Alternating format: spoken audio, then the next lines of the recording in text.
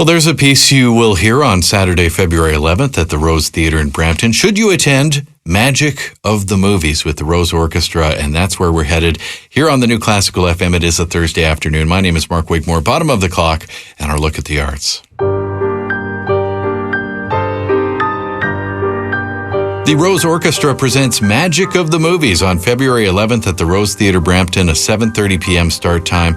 The excitement of lights dimming, the theme music filling the theater in surround sound. Who can deny that feeling of exhilaration as we've all enjoyed when we watch our favorite actors, actresses come alive on the big screen? The Rose Orchestra welcomes you to relive some of those moments as it presents a collection of movie melodies sure to spark the excitement all over again. Your night will include the symphonic dances from Leonard Bernstein's West Side Story, as we just heard, music from Harry Potter, and the greatest love themes from the movies as well, Rachmaninoff's second piano concerto. Tickets at theroseorchestra.org or tickets.brampton.ca.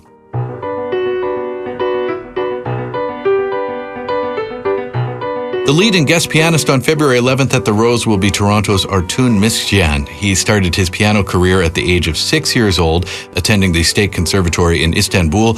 In 2010, he won the Best Baroque Interpreter Prize at the Para competition and participated in the National Chopin Piano Competition.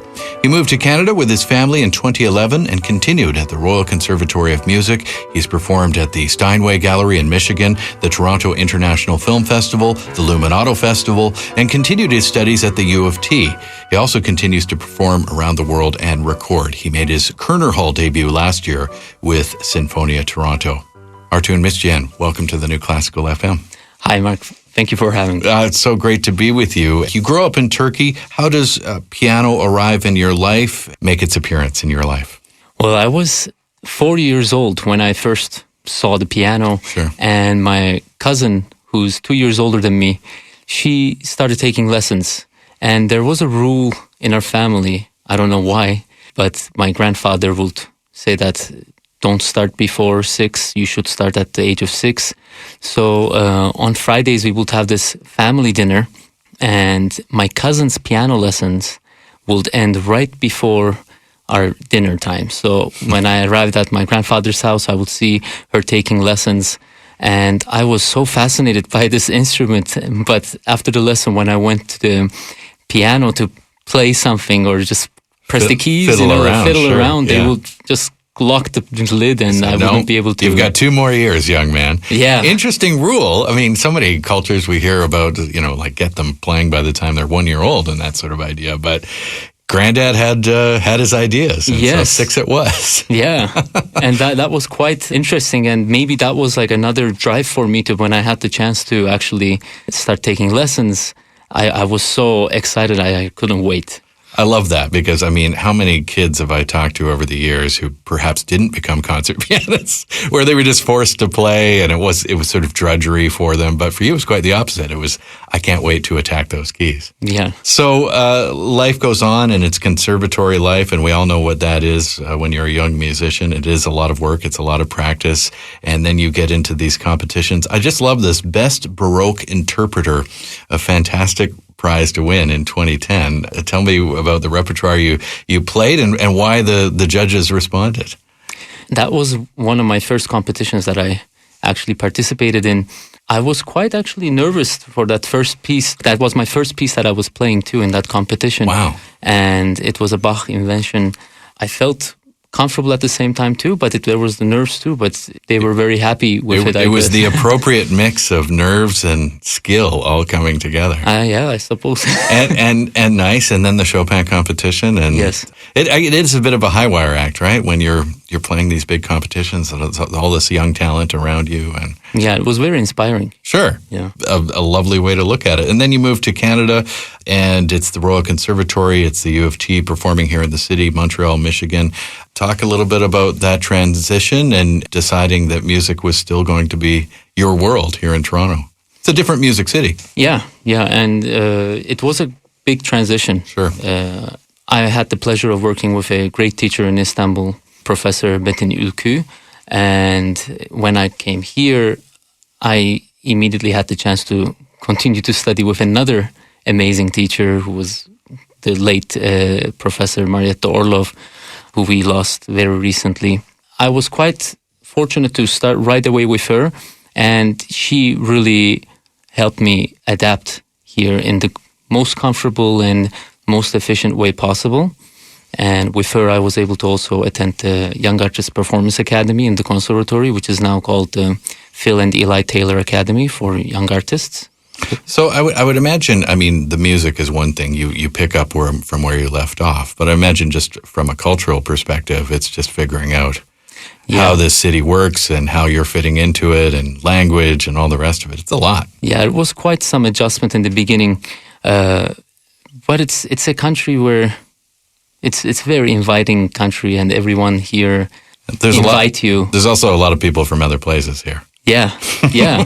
Since we're about to talk about movies, I have to ask you what you did with the film festival. Yeah, in the film festival, that was actually a very interesting performance that we had with other pianists from Glen Gould School, and we actually performed in the Four Seasons Center where the stairs are, and they brought, I think, 8-9 pianos. It was the Bollywood music film night, all the music from performance, India. And we all performed some piano arrangements of Bollywood music with earpieces in our ears, all 8 pianos or 9 pianos at the same time. That must have been incredible. Yeah. Good crowd for that? Or was people showed up to see that? Yeah. Well, that's an interesting film festival moment. This is going to be a little different coming up on February 11th. Yeah. If you're just joining us, celebrated award-winning pianist Artun Miskciyan. He's here, and he'll be featured as the pianist with the Rose Orchestra, presenting Magic of the Movies, February 11th at Rose Theatre, Brampton, a 7:30 p.m. start time. You can purchase tickets. Always nice to see an orchestra and movie music, cinema music, theroseorchestra.org or tickets.brampton.ca. You grow up watching any of these movies, or a lot of this material kind of new to you in some sort of way?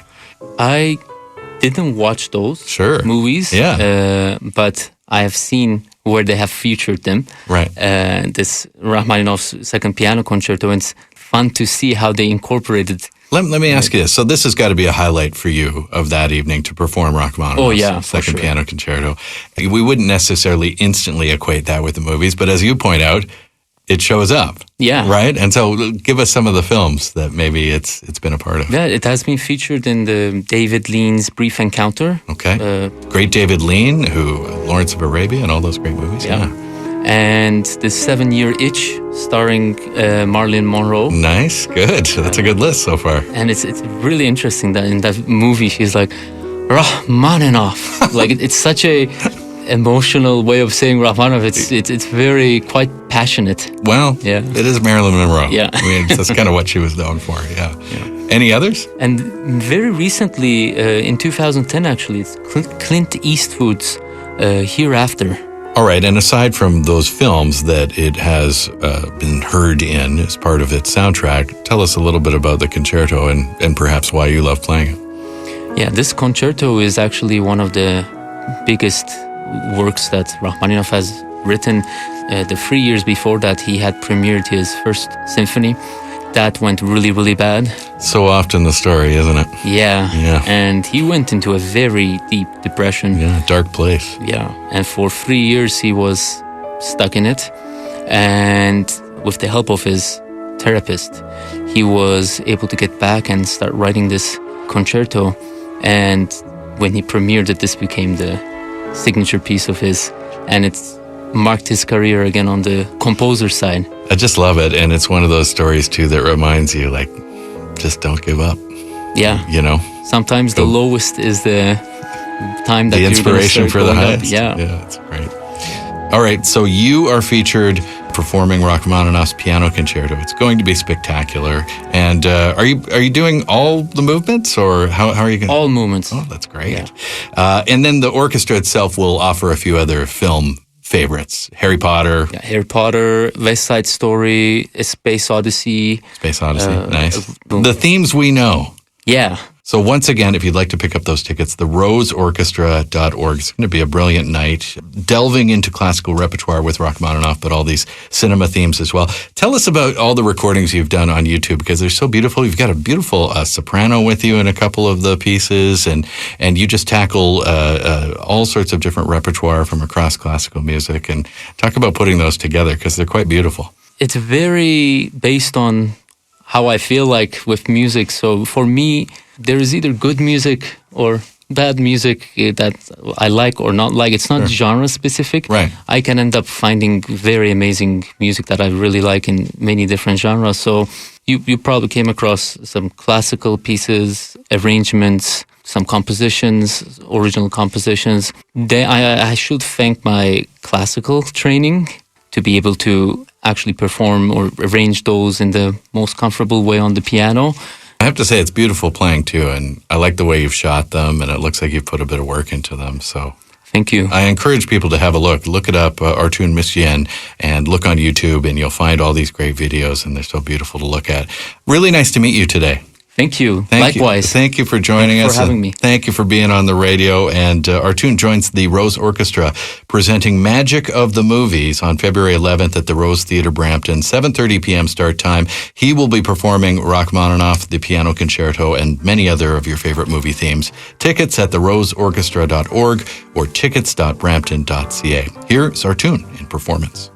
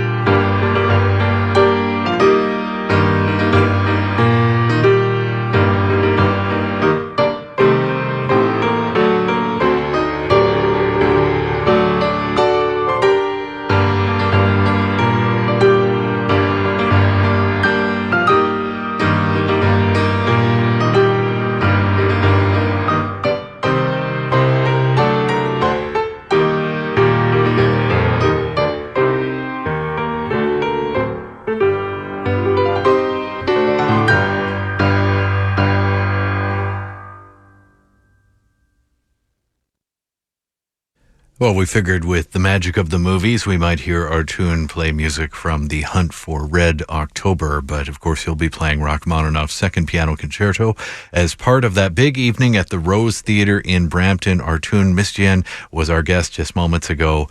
And February 11th at the Rose Theatre, that's a Saturday night, 7:30 p.m. start time. Tickets at theroseorchestra.org or tickets.brampton.ca. On this Thursday afternoon, it is Mark Wigmore with you.